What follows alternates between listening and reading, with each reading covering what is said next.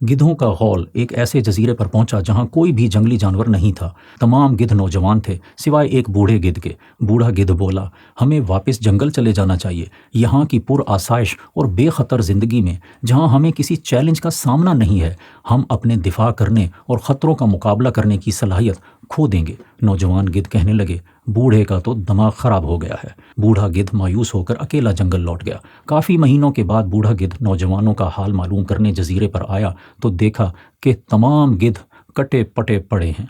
उसने एक जख्मी गिद्ध से माजरा पूछा। गिद्ध बोला, तुम्हारे जाने के बाद हम मौज मज़े की ज़िंदगी गुजार रहे थे। एक दिन एक शिप में चंद चीतों को लाकर यहाँ छोड़ दिया गया। उन्होंने हमें पकड़ना और खाना शुरू कर दिया। काश कि हम तुम्हारी बात मान लेते। जी हाँ, ख़तरों का मुकाबला करने में ज़िंदगी और दूर भागने में मौत है। नहीं तेरा नशेमन कसरे सुल्तानी के गुंबद पर तू शाही है, बसेरा कर पहाड़ों की चट्टानों में।